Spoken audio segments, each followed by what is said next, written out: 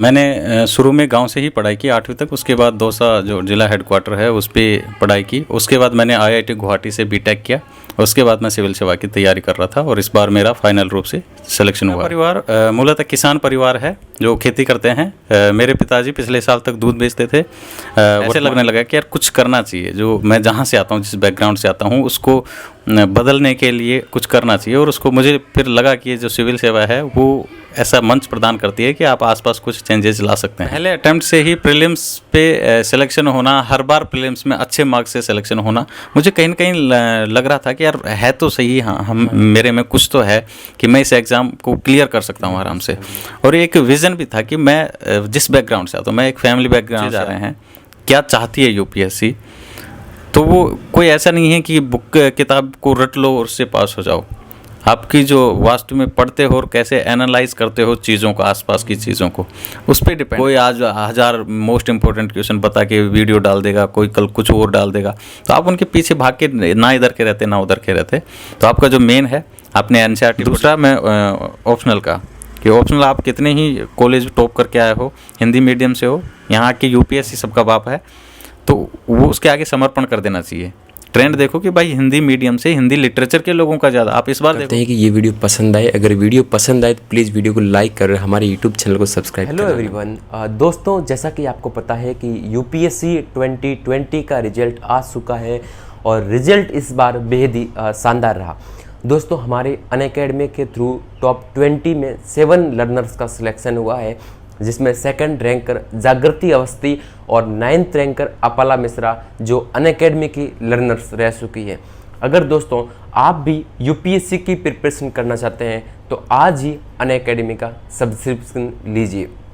दोस्तों अनअकैडमी लेकर आया है UPSC कॉम्बैट। UPSC कॉम्बैट यह 17 अक्टूबर को 11 बजे है और यह हिस्ट्री और पॉलिटिकल साइंस के लिए स्पेशल है, जिसमें 50 क्वेश्चन 60 मिनट में करने होंगे। अगर आपकी रैंक 1 to 3 आती है तो अनअकैडमी के सारे कोर्सेज आपके लिए फ्री है। और अगर आपकी रैंक 4 to 10 आती है 75% स्कॉलरशिप मिलेगी। और अगर आपकी रैंक 11 to 50 आती है तो आपको 50% स्कॉलरशिप मिलेगी। तथा अगर आपकी रैंक 51 to 500 आती है तो आपको 25% स्कॉलरशिप मिलेगी।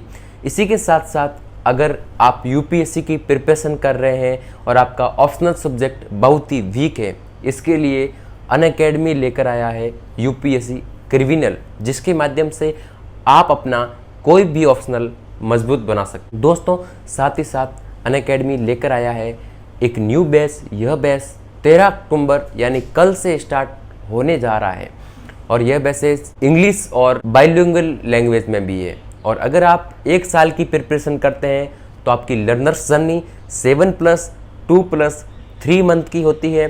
साथ ही साथ अगर आप 2 साल का कोर्स लेते हैं तो आपकी लर्नर्स जर्नी 2 साल की हो जाती है। दोस्तों यह बैचेज GS और ऑप्शनल का सारा कोर्स कवर हो जाता है और अनअकैडमी के टॉप एजुकेटर आपको हिंदी और इंग्लिश लैंग्वेज में पढ़ाते हैं। इसके अलावा आपको 100% unique test series including full length and sectional test, साथ ही साथ आपको 20 बुक्स मिलेगी जो एकदम हाई क्वालिटी बुक्स होती है, जो अनअकैडमी के टॉप एजुकेटर द्वारा लिखी होती है। इसमें UPSC का सारा सिलेबस क्लियर हो जाता है। दोस्तों इसके अलावा आपको उसमें करंट अफेयर्स और सब कुछ क्लियर हो जाता है। साथ ही साथ आपके आंसर राइटिंग प्रैक्टिस एंड सारे डाउट्स क्लियर कर सकते हैं।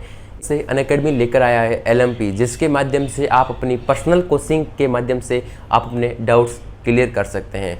इसके अलावा आप अगर एक नॉर्मल फैमिली से बिलोंग करते हैं, अगर आप चाहते हैं कि एक साथ इतना पे नहीं कर पाता हूं, तो आपके लिए अनअकैडमी लेकर आया है लोन फॉर UPSC, जिसके माध्यम से जिसका इंटरेस्ट रेट 0% है और कोई भी हिडन चार्जेस नहीं है और भी बहुत कुछ है। तो दोस्तों इन सारे कोर्सेज में इनरोल होने के लिए डिस्क्रिप्शन में दिए गए लिंक पर जाएं और आज ही सब्सक्रिप्शन लीजिए, क्योंकि प्राइस हाइक होने वाले हैं। Unacademy let's crack. हेलो दोस्तों आप सभी दोस्तों का स्वागत है हमारे यूट्यूब चैनल पर। और जैसा कि आपको पता है कि अभी फ़िलहाल UPSC CSE 2020 का रिजल्ट आ चुका है और इस बार सर का 737 रैंक के साथ अंतिम रूप से चयन हुआ है। और आज हम इस वीडियो में कवर करने वाले हैं कि सर की स्ट्रेटजी क्या थी और सर का मीडियम कौन सा था, सर का ऑप्शनल कौन सा था, ऑप्शनल में कितने मार्क्स आए, उसके लिए सर ने कितना टाइम दिया, कौन सी कोचिंग ज्वाइन की, क्या इस प्रिपरेशन में कोचिंग ज्वाइन करनी चाहिए नहीं करनी चाहिए, बहुत सारे सवाल जो आपके दिमाग में चल रहे हैं आज हम इस वीडियो में कवर करने वाले हैं। अगर दोस्तों वीडियो पसंद आए प्लीज़ वीडियो को लाइक करें, हमारे यूट्यूब चैनल को सब्सक्राइब करना ना भूलें। और भी आपकी क्वेरीज है तो आप मुझे इंस्टाग्राम पे फॉलो कर सकते हैं, लिंक डिस्क्रिप्शन में।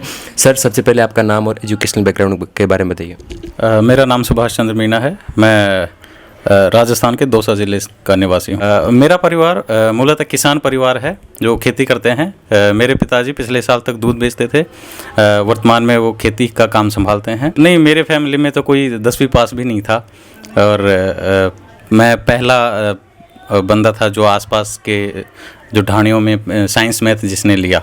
मेरा एक्चुअली पहले 4 अटैम्प्ट्स में ज्योग्राफी ऑप्शनल था, लेकिन इस बार मैंने हिंदी लिटरेचर लिया क्योंकि उसमें एक लिमिट से ज़्यादा मैं बेहतर नहीं कर पा रहा था और ज़्यादा नंबर आ नहीं पा रहे थे लगातार प्रयास के बावजूद। तो इस बार मैंने हिंदी लिटरेचर लिया और उसमें मुझे ठीक मार्क्स मिले। ओके सर, जैसा कि आपने बताया कि 4 अटेम्प्ट में आखिर आपका सिलेक्शन नहीं हुआ, देन उसके बाद में आपने ऑप्शनल साइंस किया। तो सर ज्योग्राफी में ऐसी क्या कमियां रह गई जो आखिर सिलेक्शन नहीं हो पा रहा था और आपने हिंदी साहित्य में पहले ही अटेम्प्ट में क्लियर कर दिया? देखो, ये मुझे पता नहीं कि कहाँ मुझ में कमी है, लेकिन मैंने बहुत कुछ मेहनत करी उसके लिए। मैंने 2 साल हिंदी मीडियम की कोचिंग ली ज्योग्राफी के लिए। उसके बाद नहीं हो रहा था तो मैंने राजेंद्र नगर में जाके उसकी कोचिंग ली और उसके हिंदी के नोट्स बनाए, लेकिन उसके बावजूद भी हो नहीं रहा था। तो कहीं ना कहीं ये मीडियम के साथ ही प्रॉब्लम है कि जो ज्योग्राफी ऑप्शनल है वो कहीं ना कहीं इंग्लिश की तरफ झुकी हुई है। उसमें वर्डिंग्स है, अगर आप उसको हिंदी लिखते हैं तो वो कहीं ना कहीं आप उसके बीच में ब्रैकेट में इंग्लिश भी लिखना पड़ता है और ऐसे करते करते एक आप अच्छे से आंसर नहीं लिख पाते और लिखते हैं तो फिर वो टाइम कंज्यूम करता है और आप पूरा पेपर ही फिनिश नहीं कर पाते।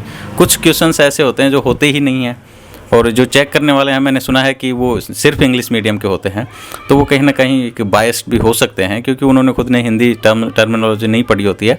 तो एक एवरेज मार्क्स से ऊपर हिंदी मीडियम के बच्चे नहीं जा पाते। मैं खुद भी देखा है और मेरे दोस्तों को भी देखा है जो बहुत कुछ मेहनत करते हैं, बहुत इंटेलिजेंट ब्रिलियंट होते हैं, लेकिन उसके बावजूद भी हिंदी मीडियम से ज्योग्राफी में अच्छा प्रदर्शन नहीं कर पाते। मैंने 2016 का मेरा पहला अटैम्प्ट था और वही बहुत सीरियसली दिया था। मैंने जनरल कट ऑफ पहली बार में ही प्रीलिम्स क्लियर किया था, जबकि मेरी कोचिंग उस टाइम चल ही रही थी, तो वही सीरियस था। और उसी टाइम मेंस में भी जीएस में ठीक मार्क्स थे, जीएस और ऐसे में अच्छे मार्क्स थे, लेकिन ज्योग्राफी में सिर्फ 180 नंबर आए। तो उसी ने कहीं ना कहीं मेरा सिलेक्शन रोका, नहीं तो उसी साल शायद मुझे इंटरव्यू देने का मौका मिलता और शायद फाइनल सिलेक्शन भी हो जाता। जैसा कि आपने बताया कि निरंतर सफलता मिलती रही और उसके बाद में अंत तक सफलता मिली। आपने 4 अटेम्प्ट दे दिए थे, फिर भी अपने आप को मोटिवेट किस प्रकार रखा कि आपको लगता है मैं अगले अटेम्प्ट में सफल हो जाऊँगा, अगले अटेम्प्ट वो 4 अटेम्प्ट जो थे उसमें सेलेक्ट, देन उसके बाद में 5 अटेम्प्ट, फिर उसमें आपने मोटिवेट किस प्रकार रखा अपने आप को? पहले अटेम्प्ट से ही प्रीलिम्स पे सिलेक्शन होना, हर बार प्रीलिम्स में अच्छे मार्क्स से सिलेक्शन होना, मुझे कहीं ना कहीं लग रहा था कि यार है तो सही, हाँ मेरे में कुछ तो है कि मैं इस एग्ज़ाम को क्लियर कर सकता हूँ आराम से। और एक विज़न भी था कि मैं जिस बैकग्राउंड से आता हूँ, मैं एक फैमिली बैकग्राउंड से आता हूँ जो किसान फैमिली है, उससे जुड़ा हुआ हूँ। मैं उन गाँव से जुड़ा हूँ जहाँ पे छोटी नौकरियाँ ही सरकारी नहीं करते, लोग सिर्फ खेती से जुड़े हुए हैं। तो मैं हमेशा एक विज़न था कि मैं कुछ ऐसा करूं कि मेरे जो ये परिवेश है उसमें कुछ बदलाव ला सकूं, लोगों को मोटिवेट कर सकूं और कुछ कर सकूं। तो उसी के लिए एक निरंतर प्रयास मैं इसी क्षेत्र में कर रहा था कि मैं करूंगा, यूपीएससी के लिए ही काम करूंगा और अगर सिलेक्शन होता है तो मैं लोगों के लिए काम करूंगा। तो यही मोटिवेशन लगातार मुझे प्रेरित करता रहा कि मैं और प्रयास करूँ लगातार। देखो, प्रीलिम्स में सबसे पहले है इस एग्ज़ाम का नेचर पता करना, क्योंकि लोग इसको बहुत ही वो लेते हैं कि यार इतना ज़्यादा आप कैसे पढ़ें, इतना ज़्यादा। लेकिन आप अगर ट्रेंड देखें, और इस साल का जैसे आपने भी देखा होगा, कट ऑफ बिल्कुल 68 रहा है, कैटेगरीज का 68 और उसका भी 90 के आसपास कट ऑफ रहा है। तो 90 कट ऑफ 50% से भी कम आ जाता है। तो वो एक अगर ऑब्जेक्टिव एग्ज़ाम है तो उसको आराम से क्लियर किया जा सकता है अगर आप ट्रेंड पता करें एग्ज़ाम का, किस टाइप के क्वेश्चंस पूछे जा रहे हैं, क्या चाहती है यूपीएससी। तो वो कोई ऐसा नहीं है कि बुक किताब को रट लो और उससे पास हो जाओ।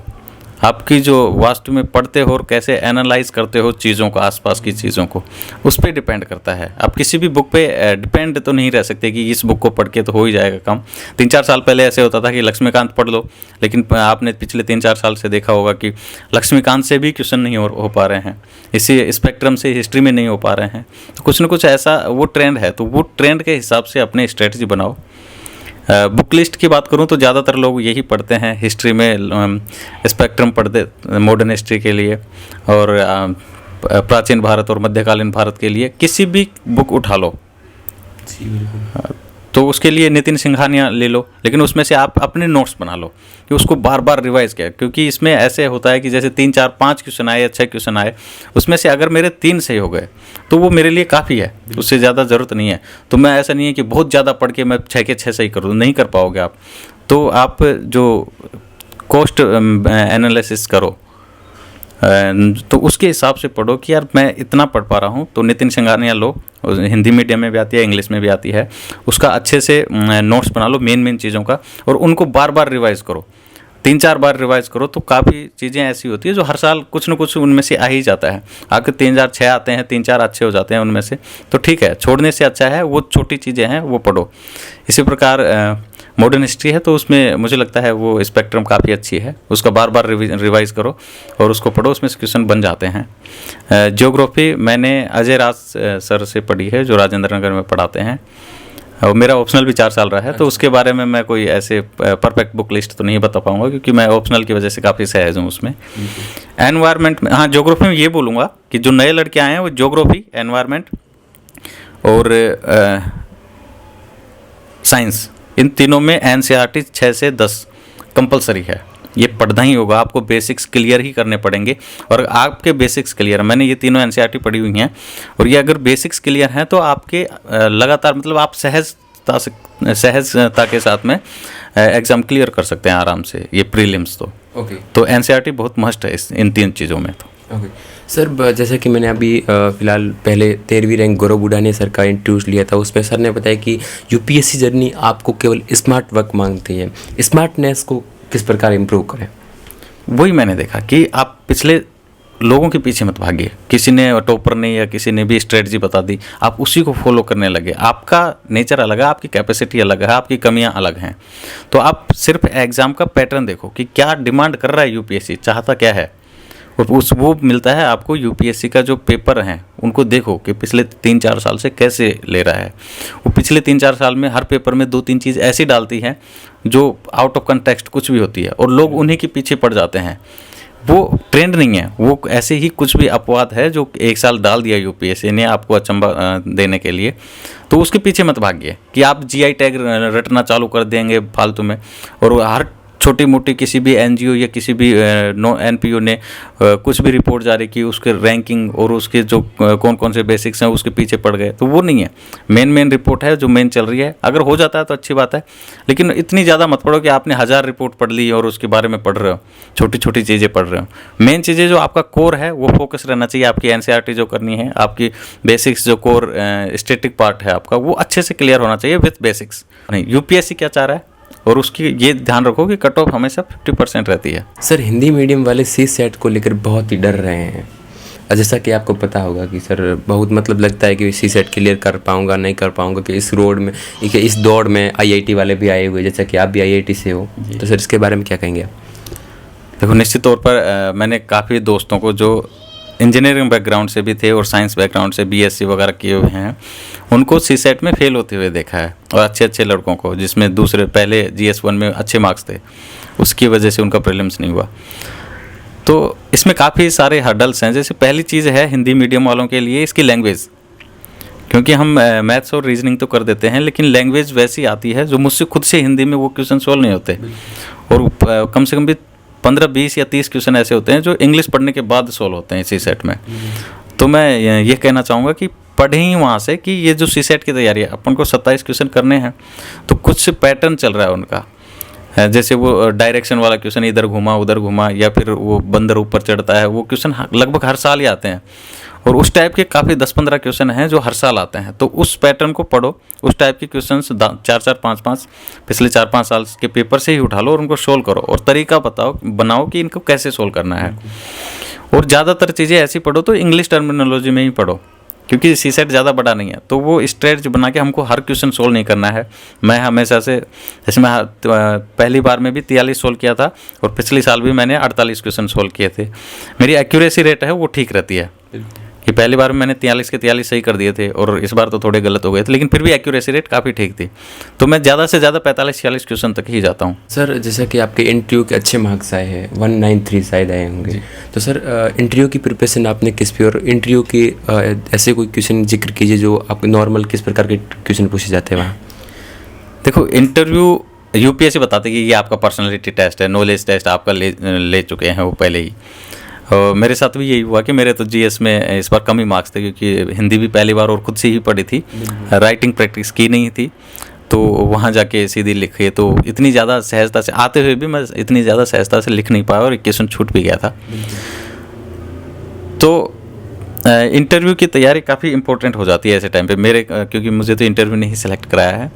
मैं जैसे ही मेंस में पास हुआ, पहले तो इंटरव्यू की तैयारी प्रिपरेशन के दौरान ही होती रहती है। आप चीज़ों को एनालाइज करते हो कि कैसे इवेंट शेप ले रही हैं, उसी तरह से कौन सी इवेंट में क्या है, इसकी ग्राउंड रियलिटीज़ क्या है। कोई खबर है तो उससे रिलेटेड, इकोनॉमिक सर्वे आता है तो उससे हमारे रीजन से रिलेटेड, आप मेरी एग्रीकल्चर से जुड़ा हुआ हूँ, तो एग्रीकल्चर से रिलेटेड क्या क्या चेंजेस आ रहे हैं, क्या क्या इनोवेशंस आ रहे हैं, तो उनका पहले से ही आपके पास आइडिया होना चाहिए।